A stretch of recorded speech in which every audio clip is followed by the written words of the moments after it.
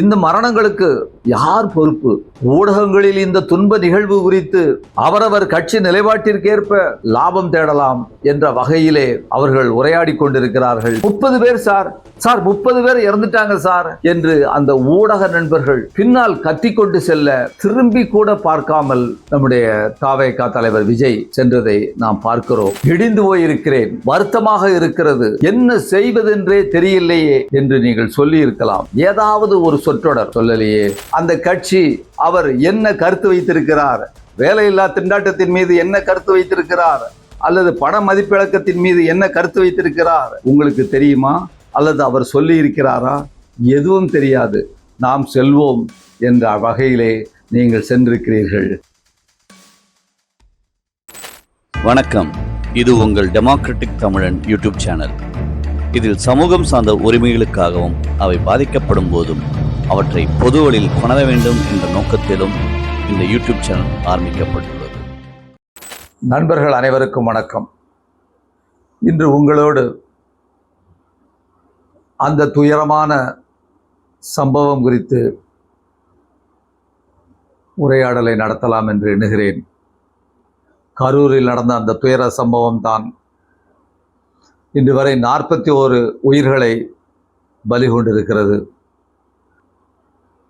2 குழந்தைகளையும் மனைவியையும் இழந்த கணவன் தம்பியினுடைய 2 குழந்தைகளையும் இழந்து தன்னுடைய மகனினுடைய கண்ணை இழந்து பரிதவிக்கின்ற அந்த குடும்ப தலைவன் 2-3 நாட்களுக்கு முன்னால் தான் திருமணம் நிச்சயிக்கப்பட்ட ஒரு பொண்ணும் பையனும் இருவருமே உயிரிழந்திருக்கிறார்கள். இது மட்டுமல்லாமல் பிஞ்சு குழந்தைகள், பெண்கள், நெஞ்சம் பொறுக்குதில்லையே ஐயா.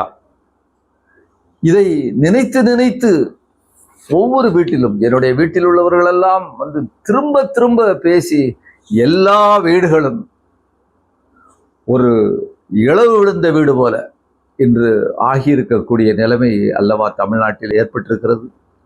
இந்த மரணங்களுக்கு யார் பொறுப்பு?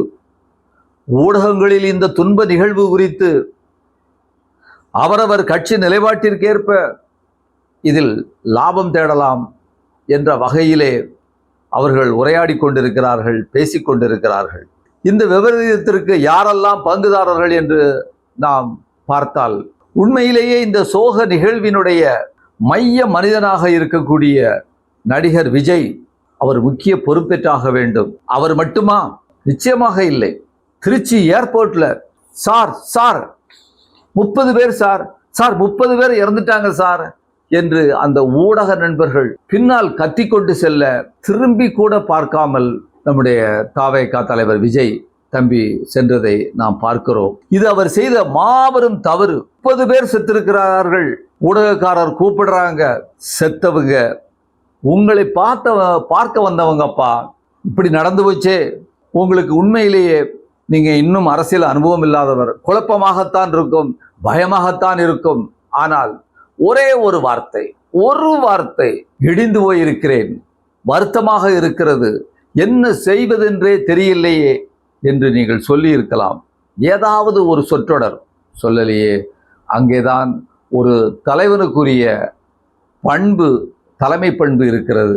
கூட்டத்தில் எழுதி கொடுத்ததை யார் வேண்டுமானாலும் வாசித்து விடலாம்.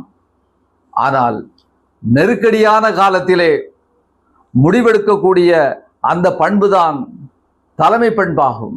அடுத்து நீங்கள் செய்த மிகப்பெரிய தவறு, காலை 8:30 மணிக்கு நாமக்கல்லிலே கூட்டம் என்று அறிவித்துவிட்டு வீட்டிலிருந்து காலை 8:30 மணிக்கு சென்றிருக்கிறீர்கள். உங்களுக்கு யாரோ சொல்லிக் கொடுத்திருக்க கூடும். தாமதமாக சென்றால்தான் மக்கள் திரளுவார்கள், நீங்கள் மாபெரும் தலைவன் என்று மக்கள் மத்தியில் பேசப்படும் என்ற தவறான புரிதலை ஏற்படுத்தி இருக்கக்கூடும். தவறு தம்பி, தவறு.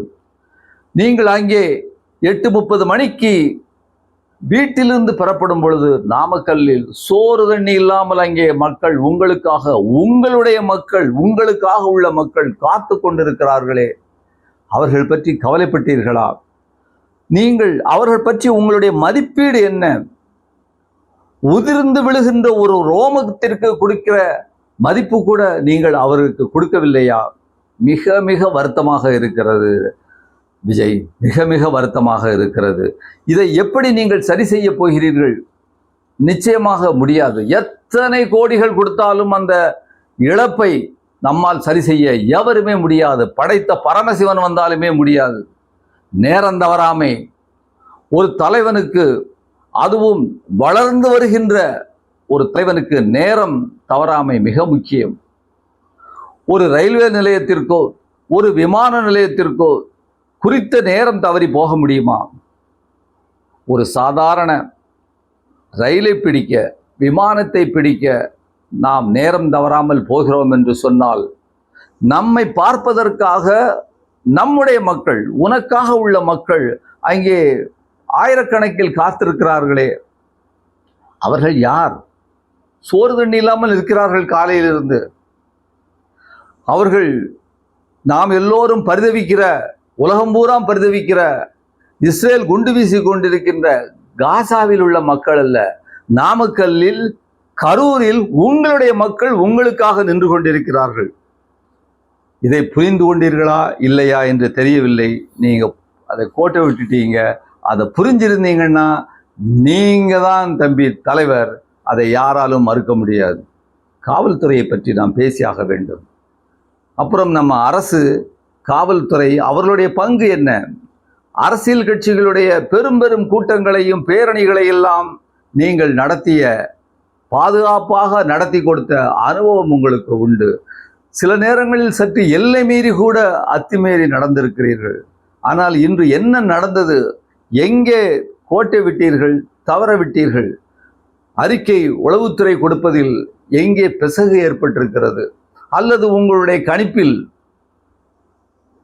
ரசிகர்களாக இருந்து இன்னும் கட்சிக்காரர்களாக பரிணமிக்காத ஒரு பெரிய கூட்டம், அந்த கூட்டத்தினுடைய கேரக்டர், அவர்களுடைய குணத்தை கணிப்பதிலே தவறு ஏற்பட்டு விட்டதா? அல்லது நீங்கள் உங்களுடைய தலைமைக்கும், காவல்துறை தலைமைக்கும் கொடுத்திருந்தும் அவர்கள் நடவடிக்கை எடுக்கவில்லையா? அல்லது காவல்துறை தலைமை, அரசு தலைமை, கட்சிக்காரர்கள் இவற்றிற்கிடையே ஏற்பட்ட இடியாப்ப சிக்கலில்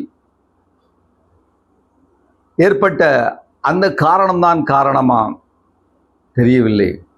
இதற்கு கணிசமான பொறுப்பும் காவல்துறைக்கும் இந்த துன்ப நிகழ்வுக்கு பொறுப்பேற்க வேண்டும்.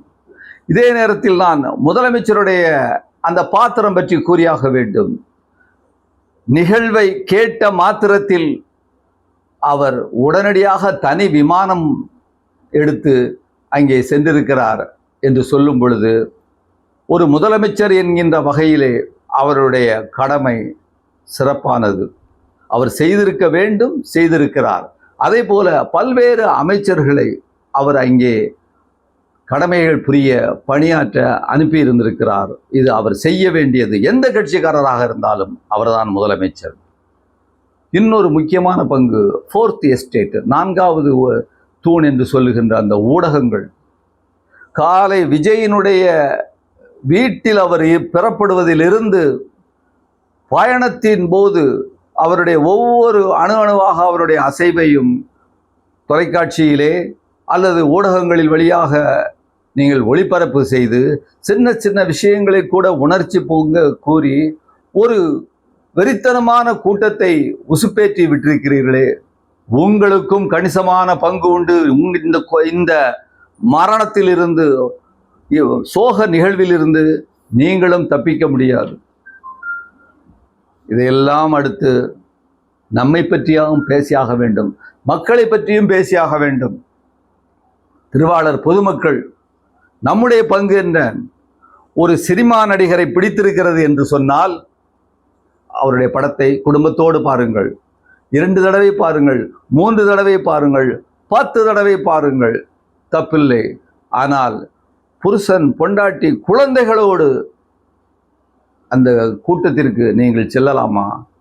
இப்படிப்பட்ட மனோநிலை அந்த கூட்டத்திலே தள்ளுமுள்ளு ஏற்பட்டால் நீங்கள் ஆண் தப்பித்து விடலாம், பெண்கள், குழந்தைகள் தப்பிக்க முடியுமா? அதுதானே இன்று நடந்திருக்கிறது. சாதாரணமாக அந்த காலத்தில் எம்ஜிஆர் வருவது போல அது வரவில்லை. தேர்தல் பிரச்சாரத்திற்காக வந்திருக்கிறார். அப்படியானால் அவர் இந்த தமிழ்நாட்டின் அல்லது இந்தியாவின் ஒவ்வொரு பிரச்சனையின் மீதும் அந்த கட்சி அவர் என்ன கருத்து வைத்திருக்கிறார், வேலையில்லா திண்டாட்டத்தின் மீது என்ன கருத்து வைத்திருக்கிறார், அல்லது பண மதிப்பிழக்கத்தின் மீது என்ன கருத்து வைத்திருக்கிறார் என்று உங்களுக்கு தெரியுமா? அல்லது அவர் சொல்லி இருக்கிறாரா? எதுவும் தெரியாது. நாம் செல்வோம் என்ற வகையிலே நீங்கள் சென்றிருக்கிறீர்கள். இது மிக மிக ஒரு ஆபத்தான போக்கு. அதே நேரத்தில் நம்மில் பல ஊடக நண்பர்கள் ஊடகத்திலே நம்முடைய பொதுமக்கள் பேசிக்கொண்டிருக்கிறார்கள். தமிழ்நாட்டினுடைய அந்த பண்பாடு மிக மிக மோசமாக சென்று விட்டது, நடிகர்கள் பின்னால் செல்கிறார்கள் என்று. இப்பொழுதா சென்றிருக்கிறது? கடந்த 65 ஆண்டுகளாக சென்றிருக்கிறது ஐயா, 65 ஆண்டுகளாக சென்றிருக்கிறது. எம்ஜிஆர் காலத்திலிருந்து எம்ஜிஆர் முதலமைச்சராக எப்படி வந்தார்? இந்த செல்வாக்கை வைத்துதானே. இதற்கு விதை போட்டது யார் தெரியுமா? கடந்த முன்னாள் முதலமைச்சர் காலஞ்சென்ற CN அண்ணாதுரை அவர்கள். எம்ஜிஆர் குண்டடிபட்டு 1967 அந்த தேர்தலின் போது மருத்துவமனையில் இருக்கின்ற பொழுது CN அண்ணாதுரை அவரை சென்று பார்க்கிறார். அப்பொழுது எம்ஜிஆர் சொல்லுகிறார், அண்ணா, தேர்தலுக்கு என்னால் வர முடியவில்லையே என்று. தம்பி, நீ கவலைப்படாதே, உன்னுடைய முகம் போட்ட அந்த புகைப்படம் தமிழ்நாடெங்கும் நான் அனுப்புகிறேன், அதற்கு மக்கள் வாக்களிப்பார்கள் என்று. அப்படியாக ஒரு அந்த நடிகராக இருந்த எம்ஜிஆரை ஒரு ஊக்கமான அரசியலுக்கு இழுத்து வந்தவர் அண்ணாதுரை. அன்று சறுக்கிய தமிழகத்தினுடைய அரசியல் இன்று படுபாதாளத்தில் நோக்கி சென்று கொண்டிருக்கிறது அல்லது விழுந்து விட்டது என்பதை நாம் உணர்ந்து கொண்டாக வேண்டும். அன்றைய மூத்த சிட்டிசன்ஸ் அல்லது ஜனங்களாக இன்று இருக்கின்ற நமக்கும் இதில் ஒரு பங்கு உண்டு என்பதை நாம் வருத்தத்தோடு பதிவு செய்த விரும்புகிறேன். எனவே விஜயை தெரியும், பார்க்கணும், நிறைய பேர் வராங்க அப்படின்னு சொன்னால் போங்க, தூரத்தில் இருந்து பாருங்க, பார்த்துட்டு வாருங்க அப்படிங்கிற அதோட நாம் நிறுத்திக்கிடுறதா நம்முடைய முக்கியமான செய்தியாக இருக்கணும்னு நான் நினைக்கிறேன். நடிகர்கள் அரசியலுக்கு வரக்கூடாது என்று நான் சொல்லவில்லை, அரசியலுக்கு வரட்டும். ஆனால் நடிகராக இருந்தாலும் சரி அல்லது தேநீர் விற்பவராக இருந்தாலும் சரி, யார் வேண்டுமானாலும் அரசியல் தலைவராக ஆகலாம், நாட்டை ஆளலாம். ஆனால் அவர்கள் ஒவ்வொரு பிரச்சனையின் மீதும் கருத்து சொல்லட்டும், அவருடைய கட்சி கருத்து சொல்லட்டும், வேளாண் சட்டம் பற்றி பேசட்டும். 3 அந்த வேளாண் சட்டங்கள் பற்றியாக இருந்தாலும் 44 தொழிலாளர் சட்டங்கள் பற்றி, அதை எவ்வாறு இந்த ஒன்றிய அரசு 4 சட்டங்களாக குறைத்திருக்கிறது என்பது பற்றி அவர்கள் பேசட்டும். எனவே இந்த சிந்தனை, இந்த பண்பாட்டு சீரழிவு, இதை நாம் நிறுத்த வேண்டுமென்றால் நம்முடைய ஒவ்வொருவருக்கும் இந்த பொறுப்பு உண்டு. இன்றைய தினம் இந்த நடிகர்கள் அல்லது இந்த தொழில் சேர்ந்தவர்கள் அல்லது இவர்கள்தான் டாக்டர்கள் வர வேண்டும் என்று நாம் சொல்லவில்லை. ஏனென்று சொன்னால் நாம் குலத்தொழில் ஆதரவாளர்கள் அல்ல. கர்ணனை அர்ஜுனன் கொன்றதற்கு பின்னால் நான் தான் கொன்றேன், என் அண்ணனை நான் தான் கொன்றேன், நான் தான் கொன்றேன் என்று அர்ஜுனன் அங்கலாய்த்து கொண்டிருந்த பொழுது கிருஷ்ணன் சொன்னான், உனக்கு முன்னால் 7 பேர் கொன்று விட்டார்கள், கடைசியில் செத்தவனத்தை தான் நீ கொண்டிருக்கிறாய் என்று. அதுபோல இன்றைய தினம் இந்த மிக மோசமான மரணத்திற்கு காரணம் இப்படி நான் மேற்சொன்ன பல்வேறு காரணங்கள் அமைந்திருக்கின்றன. அந்த வகையிலே இந்த துன்பியல் நிகழ்வு பல காரணங்களை கொண்டது. பல பேர் பங்குதாரர்களாக இருக்கிறார்கள். அதில் மூத்த குடிமக்களில் ஒருவனாகிய நான், பொதுமக்களில் ஒருவனாகிய நான் என்கின்ற முறையிலும் நானும் பங்கேற்கிறேன். பழைய அந்த நடிகர்களை வருவதை எதிர்ப்பதில், சுணங்கியதில், அரசியல் படுத்துவதில், ஒரு சுணக்கத்தை ஏற்படுத்துவதில் என்ற வகையில் என்னுடைய பொறுப்பும் உள்ளது. வருத்தத்துடன் விடைபெறுகிறேன். நன்றி, வணக்கம். சமுதாயத்தை பாதிக்கின்ற இது போன்ற பிரச்சனைகளை மக்கள் மத்தியில் கொண்டு செல்வதற்கும் அவற்றை தீர்ப்பதற்குமான திசையில் அனைவரும் பயணிப்போம். அதற்கு உங்களுடைய இந்த டெமோக்ராட்டிக் சேனலை ஆதரவளியுங்கள். சப்ஸ்கிரைப் செய்யுங்கள், லைக் செய்யுங்கள், ஷேர் செய்யுங்கள். தொடர்ந்து பயணிப்போம்.